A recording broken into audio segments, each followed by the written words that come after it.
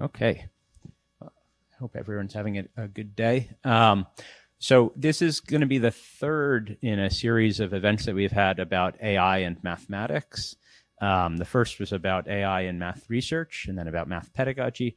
And now we have two talks, one from Henry, who's here at Columbia, and one from Alex at Rutgers, about formalization and autoformalization, kind of the interplay between those things and AI as well. So we're going to start with Henry, who will give us kind of a glimpse of where we are today, and then Alex will take us into the future.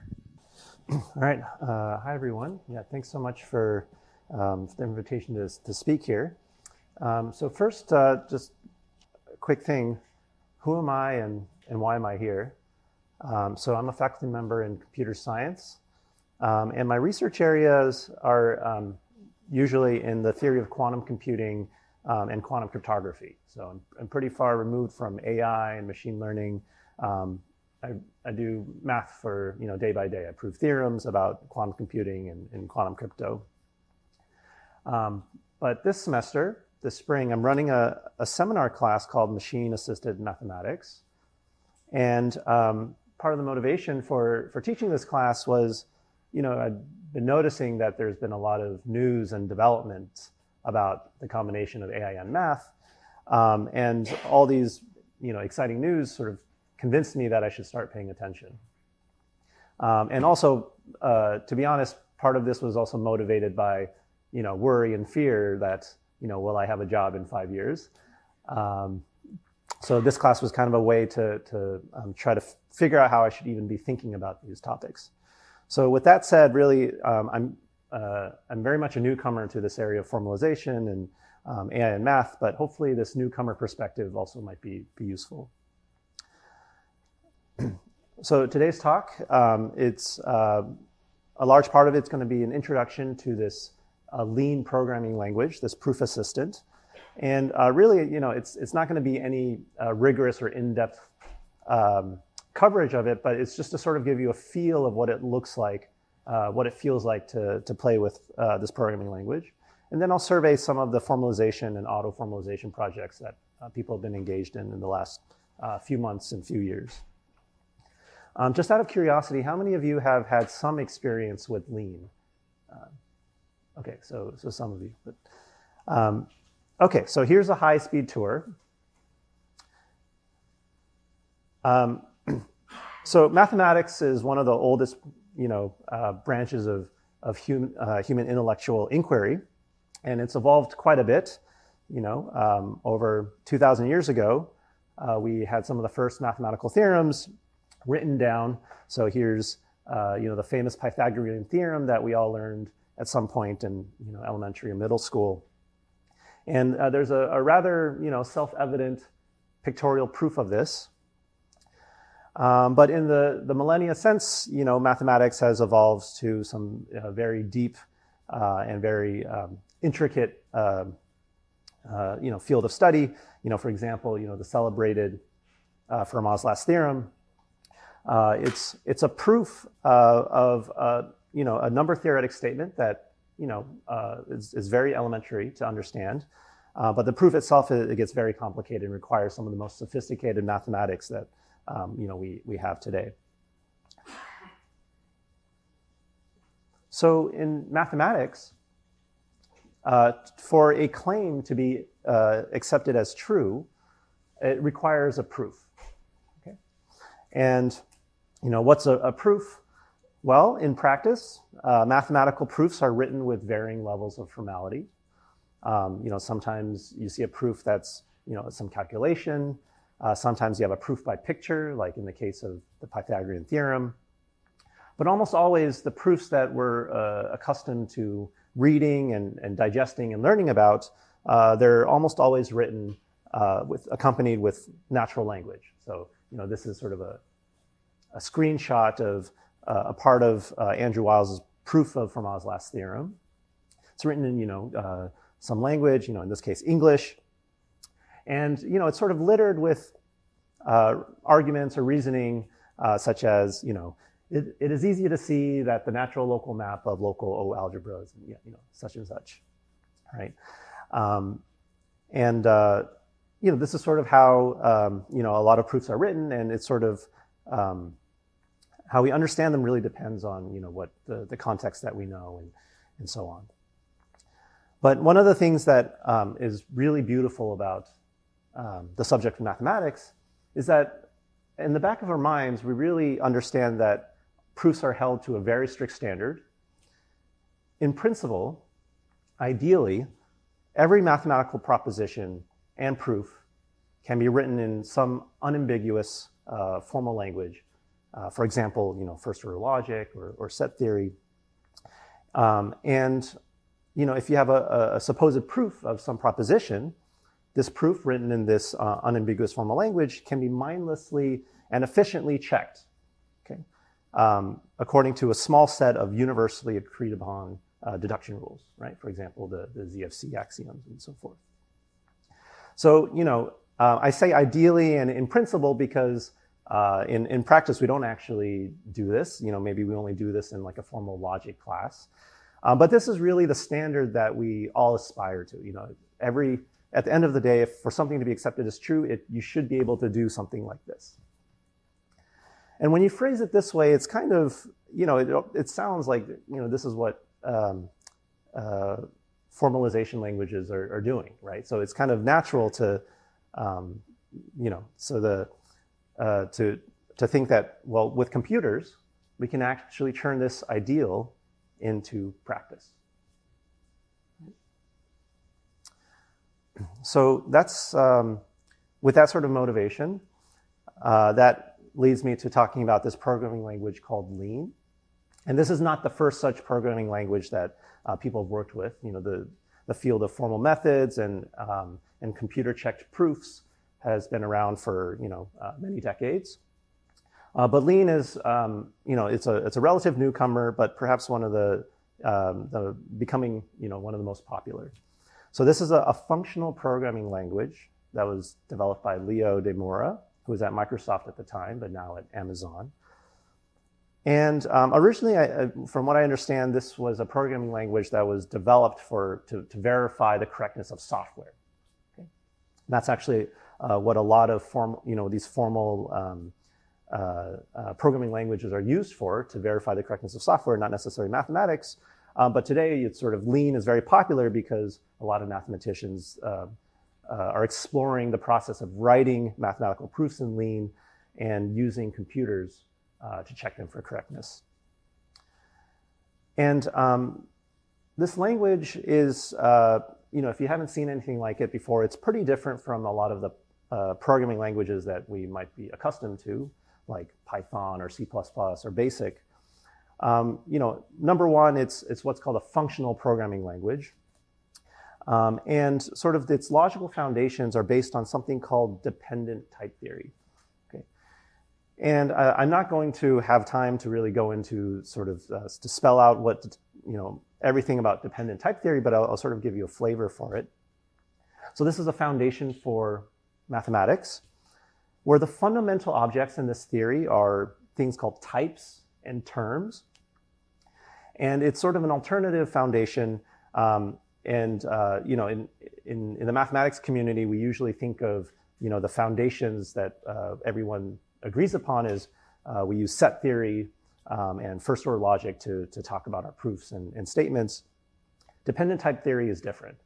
But because of its use in, the Lean programming language and other languages like it, it's starting to gain, momentum. And so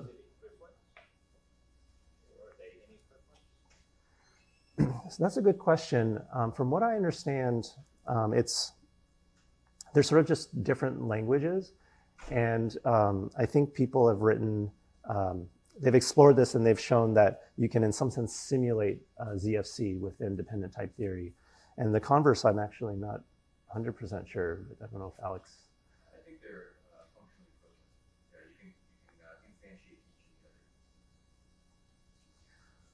Right, so for all intents and purposes, any statement that you might want to say in ZFC, you can find an equivalent reformulation in dependent type theory and vice versa. So, okay, what is this type theory? Just to give you a flavor of it. So you should think of types as very similar to how types behave in normal programming languages. You have variables that can be integers or strings. So some types in Lean you have the natural numbers. So you can have, and then terms are objects of a certain type. So terms of the type nat, or natural numbers, are things like 0, 1, 2, 3, and so forth. You can have Boolean types, true, false. You can have propositions, right, which are very important for stating the things we want to prove. So an example of a term that has type prop is the following statement that for all natural numbers p is at least 0. They just need to be statements. Yeah. They can be true or false in the colloquial sense. But where this type theory becomes really interesting is this following, if you haven't seen it, it's kind of a strange idea, but you can have a type that's a proposition. So just to make the distinction, I'm saying that you can have an object whose type is this specific mathematical statement, okay? So it's an object of this type, and what could such objects look like? Turns out that any valid proof of this statement is a term of that type, okay? It's kind of a weird thing. So you can have, here's another example of a proposition, is that the natural number 907 is a prime number. So this is Lean code expressing the statement that 907 is prime, which it is. And if you wanted to construct something of this type, the only way to do this is to furnish a proof of this fact. Okay. So you can express, the type that, or statements, of things that are not true, like for example, 908 is prime, but assuming that Lean is actually a sound programming language, there's no way to construct an object with that type. So this is kind of the whole basis for why we can use a programming language to check the correctness of proofs. In order to prove a proposition, you just have to construct an object, a term, t, with that type. And what this means is, sort of operationally, proof checking is just equivalent to type checking. Okay? So when the Lean compiler or the Lean engine checks whether a proof is correct, all it's doing is just checking that all the types match up. A Lean proof, at the end of the day, is just taking a bunch of elementary objects of a certain type, combining them together to build a larger object. And if all the types match up, that larger object will be a proof of the statement you wanted to prove. And this is sort of, this is the famous Curry-Howard isomorphism from the theory of programming languages. So it's kind of, I sort of alternate between, thinking that this is such a trivial idea versus something that's very deep. All the programming languages, people tell me that this is a very deep idea, but there it is. That's sort of the foundation for Lean. Okay, so now let me talk about, in practice, how do you prove things in Lean? So I should explain that there's 2 modes to theorem proving. So at the end of the day, all Lean programs and proofs are just a bunch of terms of various types, right, that have to compile together. And natively, terms are constructed using functions. So here's an example of a Lean proof of some basic logical statement, right? So this is a theorem that basically expresses that the AND operator distributes over the OR operator. Don't worry so much about the syntax for now, but this is just kind of the anatomy of a very basic Lean proof. And this is saying that the way you construct a proof of this theorem is this thing with match age and so on. This is a term. You've sort of built it together. And it's kind of inscrutable if you haven't seen it before. And in the beginning, when you're learning Lean, it's not natural to write proofs like this. So maybe for functional programmers, this makes sense, but this is less natural for mathematicians. So instead, we try to do write proofs in what's called tactic mode. And this is much more beginner-friendly or mathematician-friendly. So this is a way of writing proofs in Lean that resemble or more closely resemble proofs in natural language. So here's the same theorem, the distributivity of the AND operator over OR. And here the proof is kind of expanded out a little bit. And actually, let me interpret for you. It kind of makes more sense, I think. So what is this theorem saying? It's saying that if you know the following hypothesis, that a proposition P holds as well as the OR of two propositions Q or R. Okay? So this is what we're assuming. So we separately know P and Q or R. Okay, so that's what this first line is saying. It's saying we're going to break up this hypothesis into these two sub-hypotheses. And then furthermore, we're going to break up this disjunction, this OR, into two cases. So we're going to call the two cases HQ and HR. So if it's the case that Q holds, then you know P already, you know Q, so P and Q, right? So that's true. Otherwise, if you know R, then P and R. Right? So in this way, this is kind of code for the very natural, intuitive way that we would prove this statement. Okay, so people like to write things in tactic mode because it sort of makes more sense from like an intuitive and natural language point of view. And now I'm going to segue into sort of a live walkthrough of Lean. So I'm going to sort of, we're going to vibe code a Lean proof together. And I'm going to instantiate it with the following very basic number theoretic fact. This proposition that all prime numbers strictly bigger than 2 are odd. Okay? So let's try to prove this. First, in the way we would do in school, what would be the first step of this proof? If you were to try to prove this.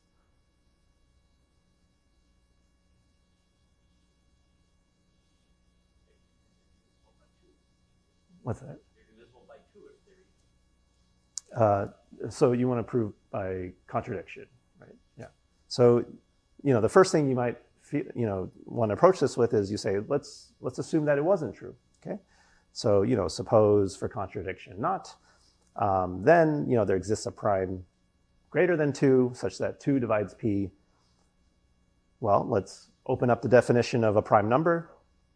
So if 2 divides P, then the only way for this to be possible is either 2 is equal to 1. Sorry, there's a typo. 2 is equal to 1, or 2 is equal to your prime number. Right? So 2 equals to 1 is, that's a contradiction. So that can't hold. On the other hand, 2 equals to P, but also the assumption that P is greater than 2 are also contradictions. So in either case, you have a contradiction. So this is how, the proof that now we want to write into Lean code. So let's do that. Let me switch over to VS Code. And okay, so we're sort of in this like programming language interface. VS Code, people use this for software development. We can now use it to write proofs and verify them. So let's write down the theorem we want to prove. Okay, so we have a theorem. We can give it a name. Prime greater than 2 is odd. Right? So that's the name of the theorem. And now we want to say what is the statement or the type that we want to prove.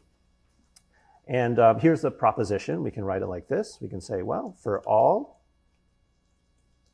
natural numbers, okay, so P is of type natural number, if it's the case that this natural number is prime, so this predicate nat.prime is just going to, it's just some proposition that P is a prime number. And we also want to say that P is greater than 2. These are our hypotheses.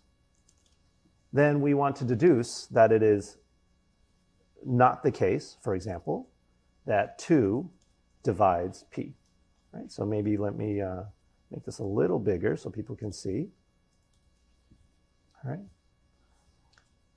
So hopefully this statement proposition makes sense, right? It's sort of written in a way that's, looks familiar to us in a logical way.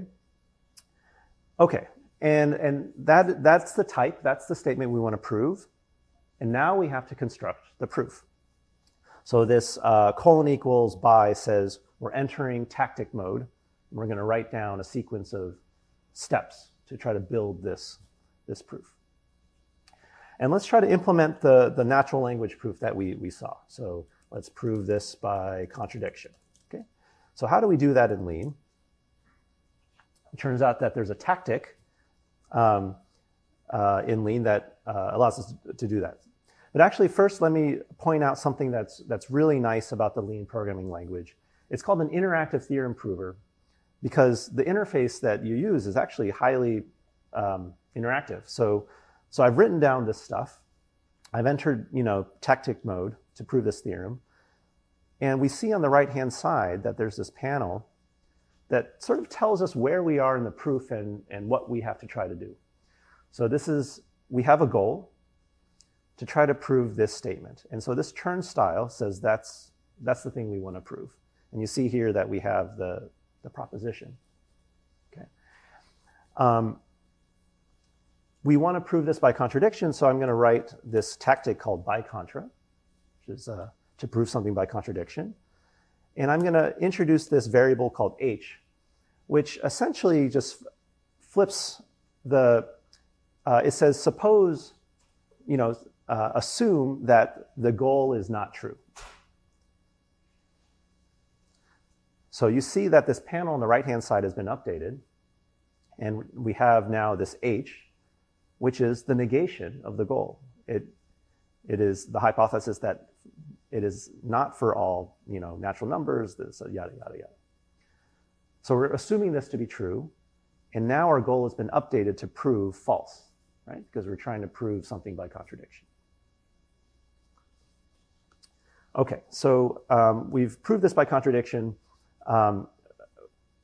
but we see that this hypothesis is looking kind of complicated. We have this, double negations and so on. So to try to simplify it, we're going to try to push the negations through our hypothesis. So this is another tactic in Lean. We can say push the negation symbol at the hypothesis. So I've typed this, and you can see again that our hypothesis has been updated.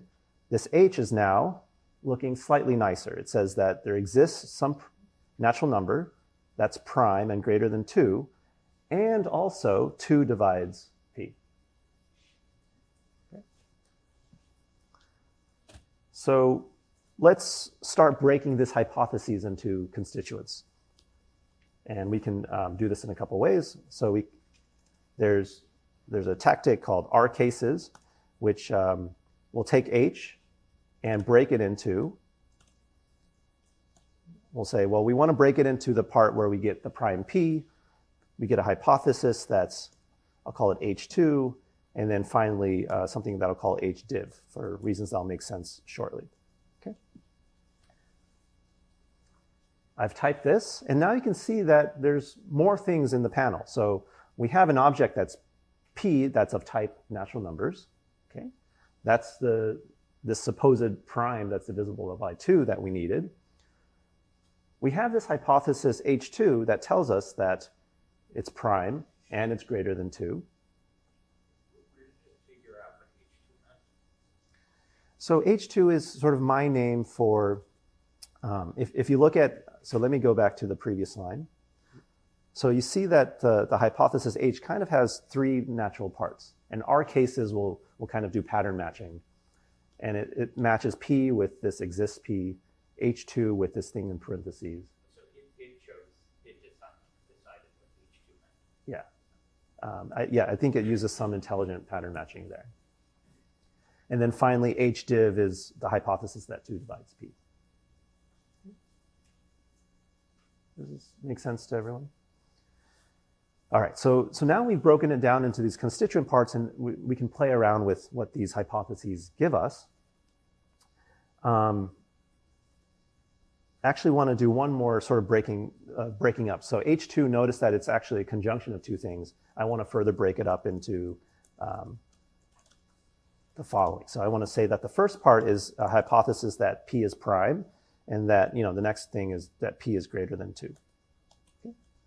So I can give these hypotheses any names I want, but H prime, HP greater than 2, just to have some meaning to it.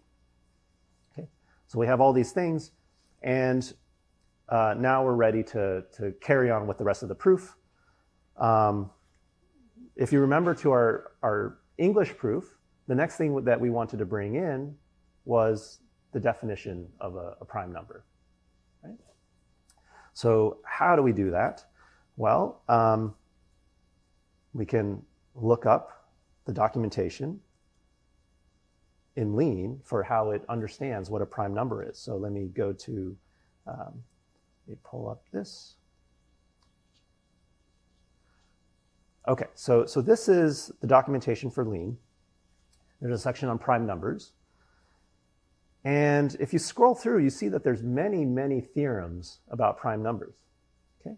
And they express all sorts of very basic facts. If you sort of look through this, it says prime,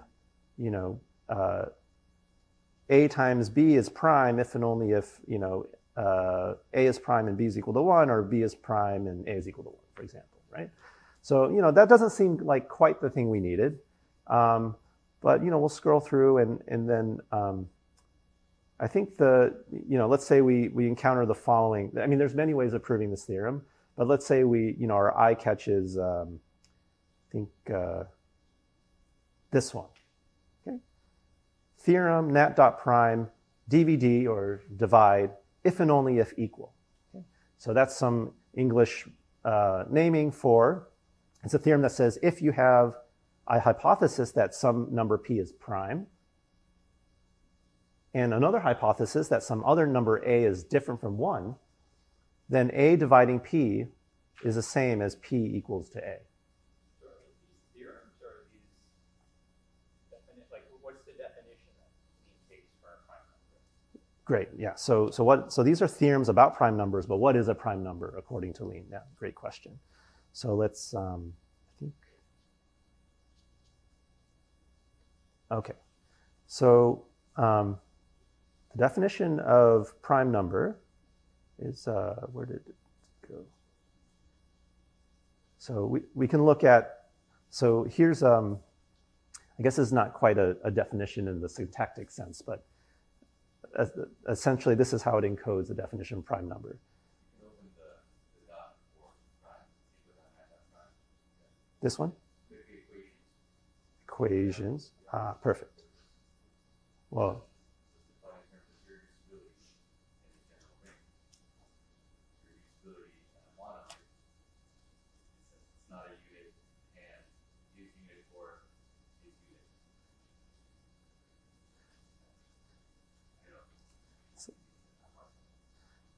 so one thing that you discover when you're sort of browsing, the Lean documentation is that they've set it up so that the definitions of things that we're very familiar with, or even not familiar with, they're formulated in very, very general ways, and that's to sort of make it extensible and generalizable. But oftentimes we sort of want sometimes like a more specific definition. So here we see that it's defined prime in terms of things in monoids, which maybe isn't quite what we wanted. But that's what a lot of these theorems that are provided are supposed to do for us in this mathlib, which I'll talk about in a sec. So anyways, people have written a theorem that A divides P if and only if P equals to A for primes P and A not equal to 1. I mean, we can see the source of how this is proved. But let's say we wanted to make use of this theorem because it seems pretty handy. Well, we can, how did I do this? We can make use of this theorem, so nat.prime DVD, if and only if equal. And again, sort of just to highlight like the interactive nature of this interface, I'm trying to use this theorem, and I'm not so proficient with Lean, and I haven't memorized all the theorems, but this pop-up is very helpful, and it tells us what we need to plug in order to make this compile. So we have this theorem that we're trying to use, and what it requests from us is the hypothesis that P is prime, and also a hypothesis that some number A that we want to divide into P is different from 1. So let's do the easy thing. We already have the hypothesis that P is prime, so we'll plug that in. So that's H prime. And then we need some hypothesis that 2 is different from 1.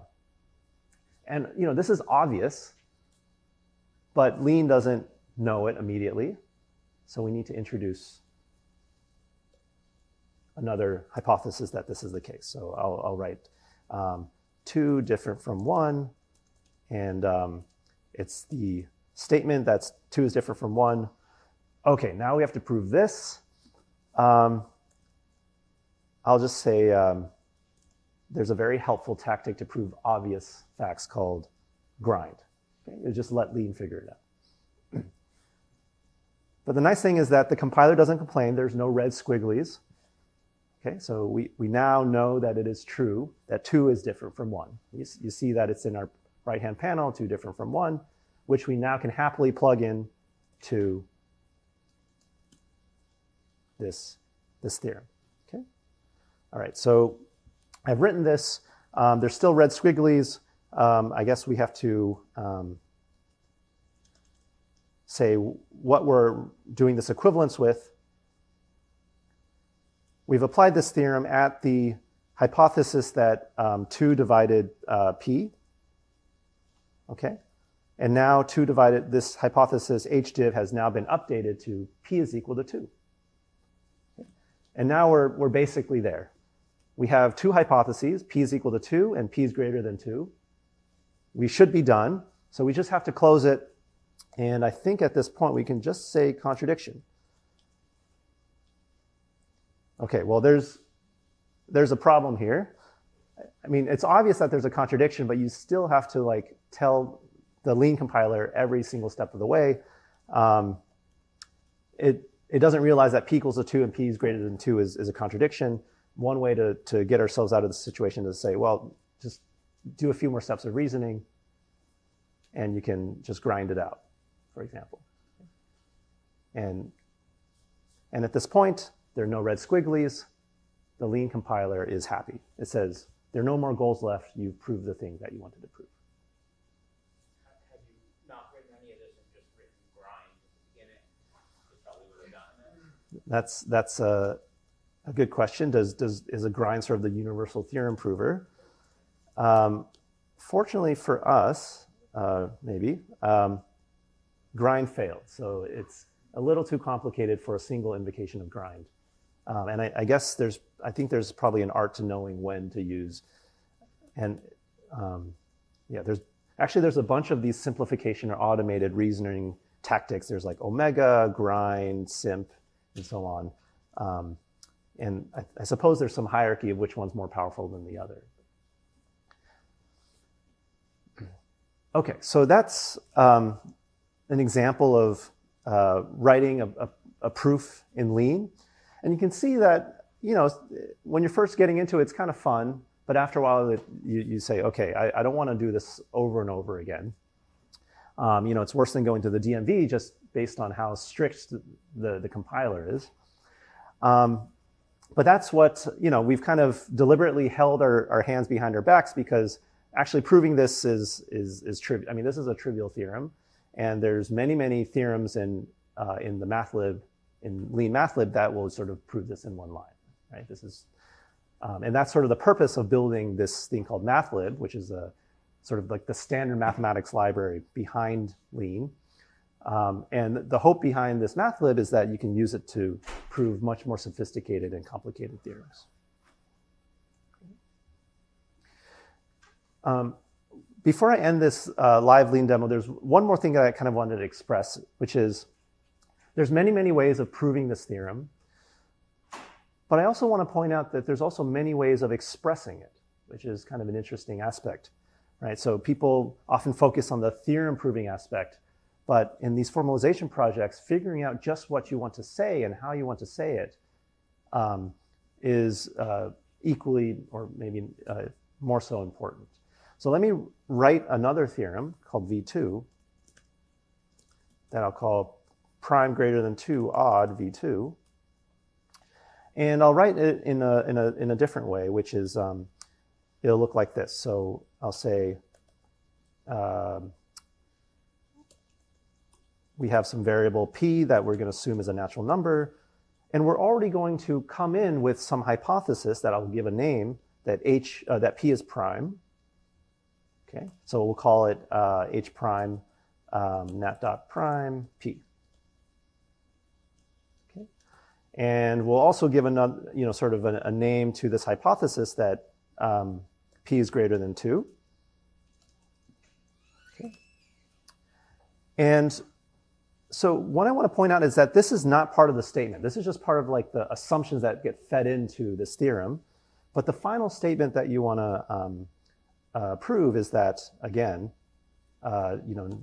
negation of 2 divides p. But I could have also, instead of writing this conclusion this way, I could have just written odd p. Because odd is some type that's known to lean. And if you formulate it this way, I mean, we read this and it expresses mathematically kind of the same idea, but syntactically it's different. And so these types of choices are something that come up in these formalization projects. How exactly do you phrase theorems? And there's some idioms and style guides that come into play that aren't just determined by logic. Right? Any questions before I sort of move over to the next part? So you showed how to do a proof, and it's much longer than if you just wrote it down. So I'm just curious, like for the proof of the finality, how long is it? Oh, that I'll actually refer you to Alex, who's running this project, or ran. Depends on which proof you want. On the order of 10,000 from scratch. Developing complex analysis, reducing complex analysis, maybe 5,000.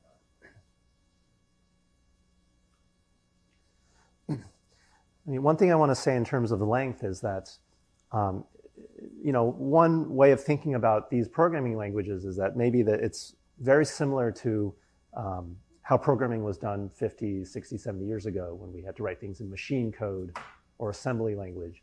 Even to write what we would consider the simplest things required many lines of code. But over time, our infrastructure and tooling for how we write programs evolves. So one can imagine the same thing for this. You mentioned the hierarchy of grind, like how very you have, like, is there a very powerful sort of ultra grind that can prove this and like more complicated statements? So I don't know exactly what the hierarchy is, but for example, there's I think grind. So if you look at the documentation, this is, basically just looks at, all the hypotheses that you have and kind of tries essentially some brute force of like all logical combinations to see, does it get you the goal that you want? And of course, there's some, timeout or some maximum number of combinations that it tries. I think there's some more specialized tactics that sort of deal with, let's say, linear inequalities. Let's say you have many hypotheses that are a bunch of linear inequalities, and it tries to combine them in some clever way using linear programming to deduce the conclusion that you want.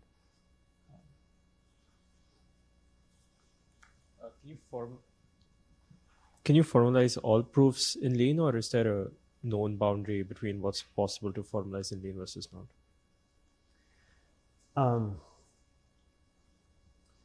Let's see how to answer that question. I think the belief is that for all mathematics that the community cares about, that should, in principle, be formalizable in Lean. And you just have to write the right definitions for the objects. Basically, if you think that the mathematics you're interested in can be expressed, let's say, in set theory, in first order logic, then definitely you can formalize it in Lean. Okay, let me move on just because I'm sort of running out of time. So that's just a feel of what lean looks like. You can see that it's very tedious and very arduous for expressing simple things like this. But again, you want to build on other people's work. I mean, that's kind of what mathematics is about. We don't want to prove things from scratch. So now let's talk about just sort of what people have done in terms of formalization projects. So let me talk a little bit more about MathLib, which is this. You can think of it as like the analogous thing to the standard library in C++. It's sort of very, very useful theorems and lemmas and tools that you might want to use to prove the research mathematics that you're interested in. And it's an open source community effort to build a unified mathematical library. And I believe that the original goal of MathLib is to formalize, in some sense, all of undergraduate mathematics. Okay, whatever definition of undergraduate mathematics that you might use, but now I think it's sort of evolved beyond that. And if you look at MathLib, there's a GitHub page for it, right? It's just code. And there's libraries encoding definitions and theorems from all over, right? You have algebra, analysis, category theory, combinatorics, so on.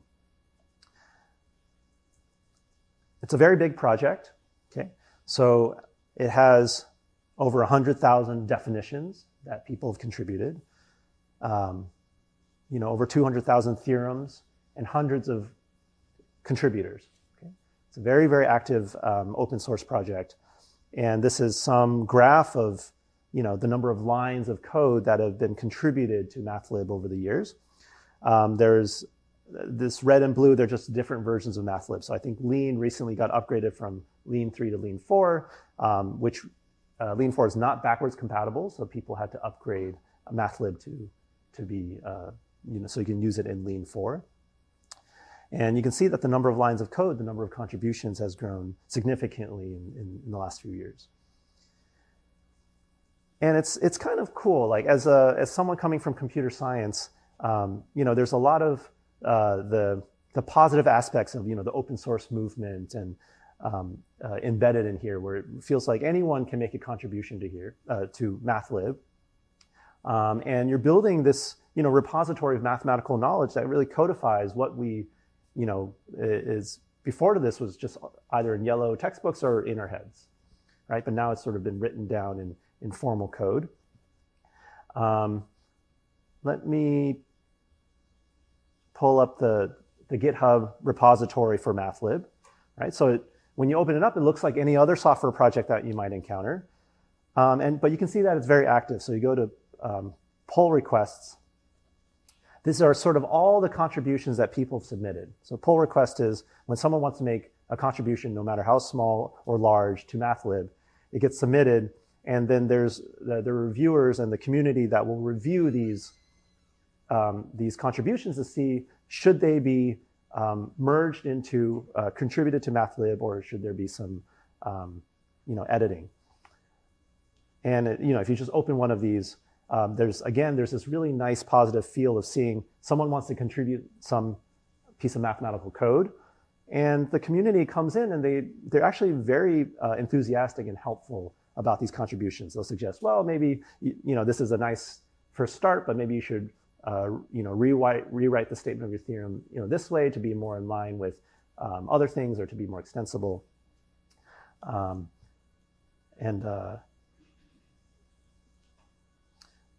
So, it's somehow like it's this nice merger of these open source software development practices with how mathematics is done. Is it always so clear what somebody wants to prove? Like, if I made a statement which was proof of Formalization theorem, like that's a short thing to write, so one could write it out. But like some things require lots of scaffolding and write a statement. Right. And then depending on precise meaning of the scaffolding, it could mean very different things, right? So right. You could say you're proving this, but I could say, well, no, actually, if you look back at these definitions, you're proving something a little different. Right. That's a great question. And that sort of goes towards this thing I was mentioning earlier. There are many ways of stating what we think is the same mathematical truth. And this sort of where the social aspect of MathLib comes in. And so there's a community of maintainers. And I guess when someone comes in and let's say you're a newcomer to the community and you submit a pull request, I think there's some scrutiny on what you write, and I think they'll refer to the experts who are part of the community maintainers. And if they can't find the experts, then maybe they go find people who they trust.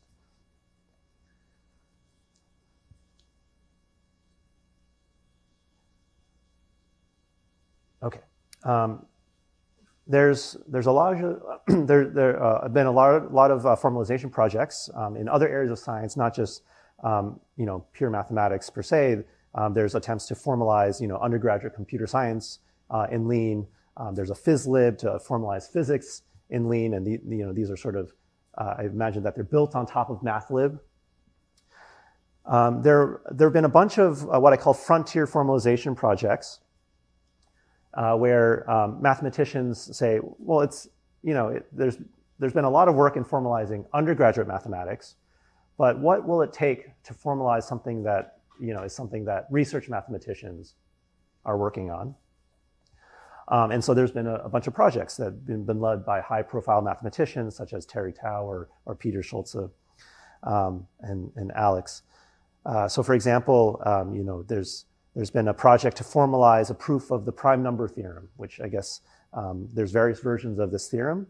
And I guess Alex and Terry Tao led a project to formalize, let's say, the medium prime number theorem that was completed a couple years ago. There's a very large project led by Kevin Buzzard to formalize Fermat's last theorem, and this is still in progress. Okay, it's a very, very large project. But I guess probably Alex will get more into this, but what is the purpose of formalizing something like Fermat's last theorem? It's not that we don't believe it's not true, right? But I guess in the process of building up all the definitions and theorems and lemmas to prove something like Fermat's last theorem, all this mathematical knowledge that we needed to prove it, encoding into Lean, that hopefully will be useful for other areas of mathematics. The last thing I want to talk about is now the auto-formalization part, right? I haven't talked about AI at all, but of course this is sort of the big elephant in the room. And so let me talk about sort of a high-profile news item about this. So there's this famous sphere packing problem, which is a very classical problem. Basically, how do you optimally pack n-dimensional spheres in space, right?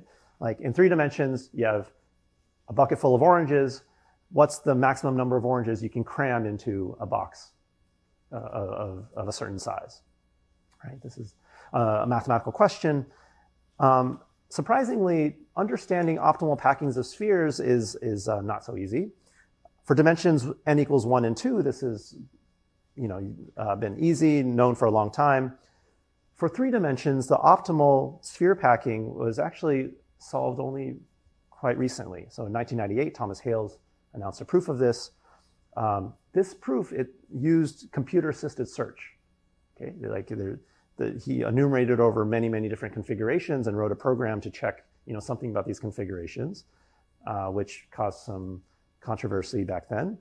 But this has been formally verified. Like there's been a proof of the 3-dimensional sphere packing bound, written in I forget which language. I don't think it was Lean.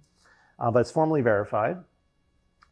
But aside from dimensions 1, 2, and 3, it took a while before any other progress was made. So in 2016 and 2017, there were these big breakthroughs by Marina Wiazowska and collaborators on solving the case for n equals 8 and n equals 24. Okay? Uses some very deep, beautiful mathematics. And these are the only dimensions for which we know the optimal answer. So this is, the n equals 8, n equals 24, you can argue it's definitely, frontier mathematics, it's 21st century mathematics.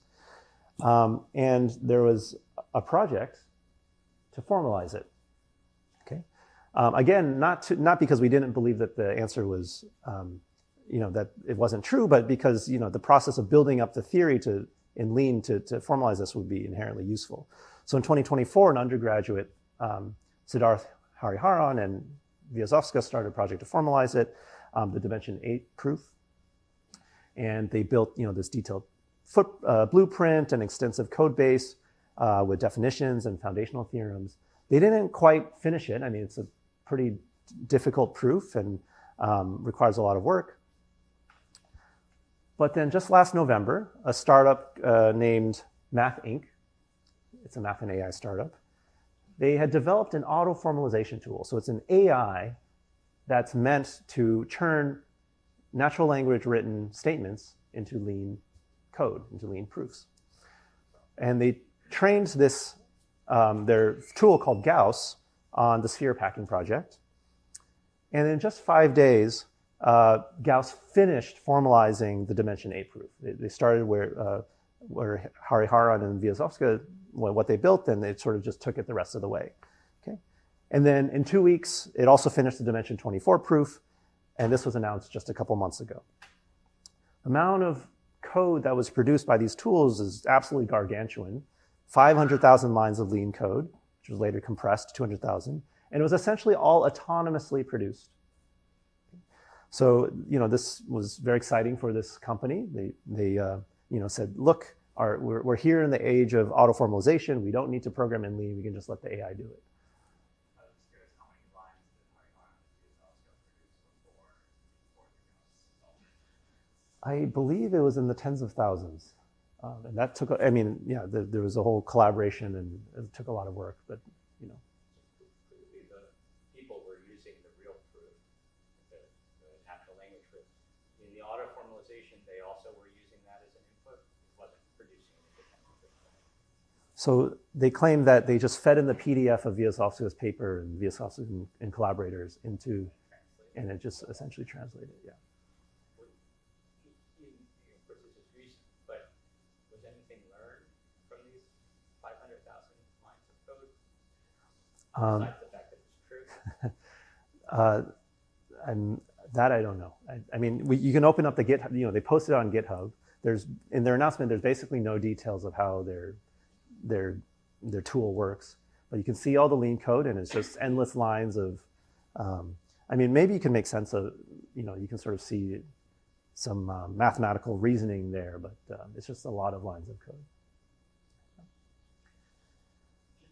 So let me just end here. What are the takeaways from this sphere packing episode? Well, there's some clear positives or exciting things, like lean is capable of formalizing 21st century mathematics. AI for math is powerful, let's say. But then there's a lot of other questions which maybe are not so clear in terms of how we should think about it. So, for example, is the formalization produced by Gauss, is it useful? Is it good? Is it beautiful? Who gets credit for formalizing Vyazovska's proof? Hariharan and collaborators, they put in a lot of foundational work in designing the blueprint, but in terms of lines of code, Gauss takes the prize. What did we gain from this formalization? And then to me, I think there's a very clear negative, which is that there's very little public information on how this auto-formalization tool Gauss works. And so these are some, this is some food for thought, and hopefully this will set up, some of the things that we'll discuss in Alex's talk. So with that, thanks for your attention.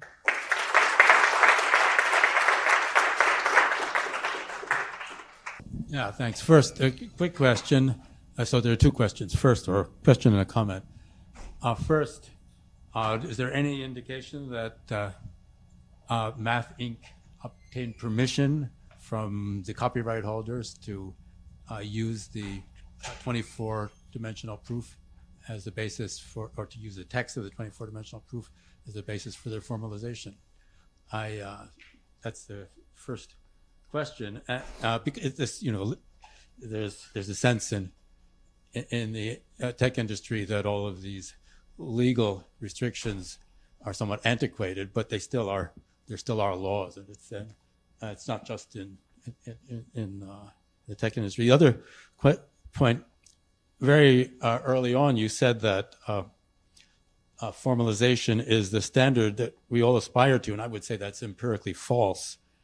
It gets repeated in the media regularly and by the tech industry, but I think it's there's absolutely no basis for that. And one sign that that's the case is that there's practically nobody from the mathematics department here at this. And there are a few. There are a few. There are a handful. But I mean, the overwhelming majority of mathematicians are not interested in formalization, and there are good historical reasons. There are many books written to explain why that's the case. But I think it's pernicious to promote this idea precisely because it provides a cover for a kind of piracy of intellectual property that corporations or startups like Math Inc. Are engaging in. And Math Inc., if I'm not mistaken, is Christian Segeti, who's on record as saying, what? He left Math Inc. Oh, he left Math Inc. He moves around a lot. Okay. So then, but didn't he start it? He didn't start. All right. Okay.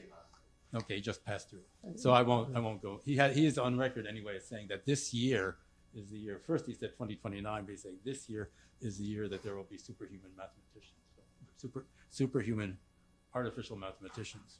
And that's sort of the anyway. So the first question and then comment. So for your first question, what I understand is that I think Math Inc. initially they did reach out to this Wiazowska and the collaboration to start this process of formalizing it.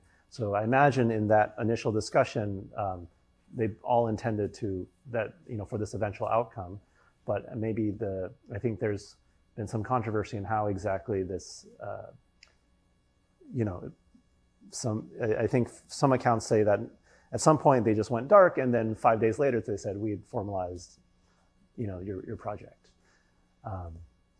So for your second thing, I think there's some things to unpack.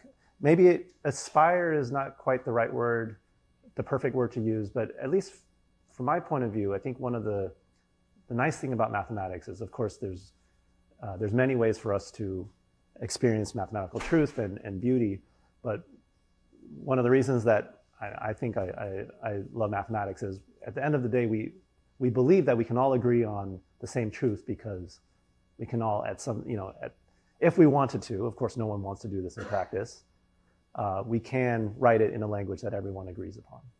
I mean, that's why we developed set theory, right? That's my point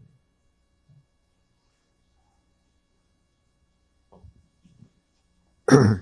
My question really is about the case n equals 3, which you haven't said much about. You probably know there was a controversy before Hale's proof. There was a claimed proof of Kepler's conjecture. I won't say who did it, but it was published. There were experts who said it looked good to them, and other experts said that it did not. And I wonder if anybody has tried formalizing that proof to either see whether or not it worked or find out where the gap is. Could formalization point out things like that, or attempts to formalize point out things like that? I don't know the specific episode, but I think one of the things that people say could be a benefit of formalization would be exactly this. People submit a claim proof to a journal, and the computer can at least tell the reviewer, like, does it formally compile? And if not, then where does it break? Mm-hmm. And hopefully that, I think they're trying to do this. Sort of another contemporary example of this is this ABC conjecture, number theory. There's some controversy whether it's been proved and so now there's a formalization project to try to get to the bottom of it. Two formalization. Thank you for the presentation.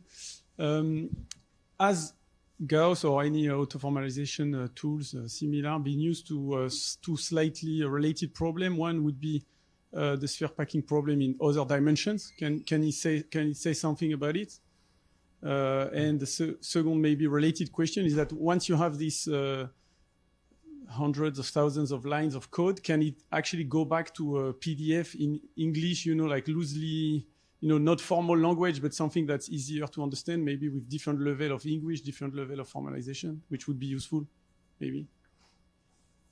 Good question. So I think for your first part, you're asking, can Gauss be used to not just formalize theorems, but discover new proofs?